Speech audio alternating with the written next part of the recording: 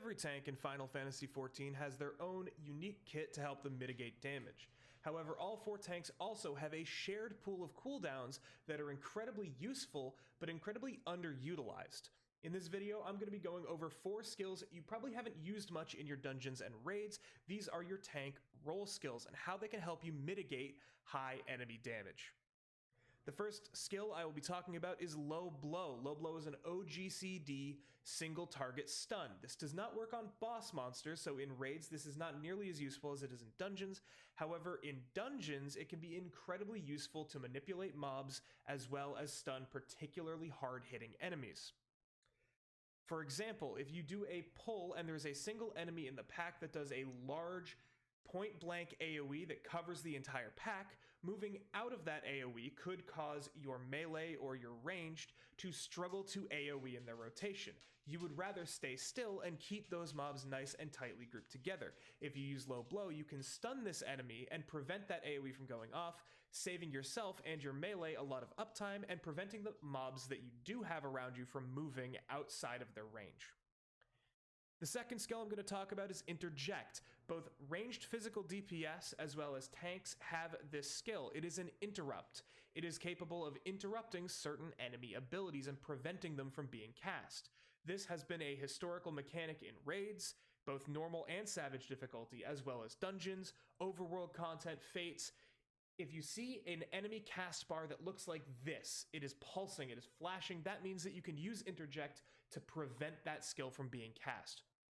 This is universally a good thing. There is never a time when it is bad to interrupt. And since you and the ranged physical roles are the only ones that are capable of using these tools, it is absolutely vital that you step up and you use your silence when available. Third on the list is Arm's Length. A lot of you will know this as your anti-knockback skill. However, since Shadowbringers, there is actually an extra little bit attached onto Arm's Length that helps tanks mitigate damage. This is also a tip for melee DPS players out there who also have this ability. Same with ranged physical.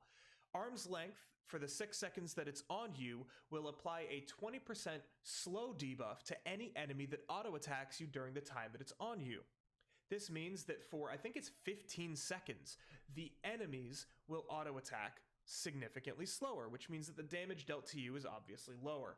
This isn't a massive amount of mitigation. However, if you use this in conjunction with a Rampart or a Reprisal, this can really help smoothen out the damage from certain fast-hitting or hard-hitting monsters in dungeons. If you don't need to use this as an anti-knockback skill, definitely consider using this to apply this debuff to dungeon mobs. I will also note at this point that this does not work on bosses, the same with stun, so there's no point in using this on raid bosses.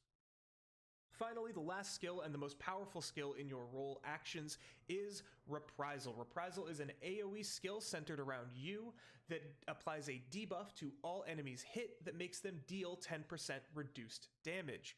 This is crazy because it is a debuff and not a self-buff. You see, the buffs in Final Fantasy XIV are multiplicative buffs, which means that if you take a 10% and a 20% mitigation and activate them at the same time, you're not actually getting 30% mitigation, you're getting slightly less than that. However, since Reprisal applies to the enemy and something like Rampart applies to yourself, you can, in essence, get a true 30% cooldown by combining these two tools together. Since Reprisal is on a 1-minute cooldown, which is incredibly short, you can always pair this with Rampart, and you can alternate between these and your 30% mitigation to highly mitigate the first section of every pack you pull. This will make your healers so happy. Do not sleep on Reprisal. Use this skill on cooldown. It is such a powerful tool in Final Fantasy XIV. Anyways, guys, I hope that this video helped you out, helped you become a slightly better raider and dungeon runner. If you enjoyed this video, hit the thumbs up. If you didn't enjoy this video, hit the thumbs down. And I look forward to seeing you guys in Savage. It's probably going to be my last video until the patch notes come out, because I'm just hanging out. I'm leveling some stuff. I'm chilling. So unless I have some other massive shoot off of inspiration, this is going to be my last video until Savage comes out. So until then, I will see you guys later.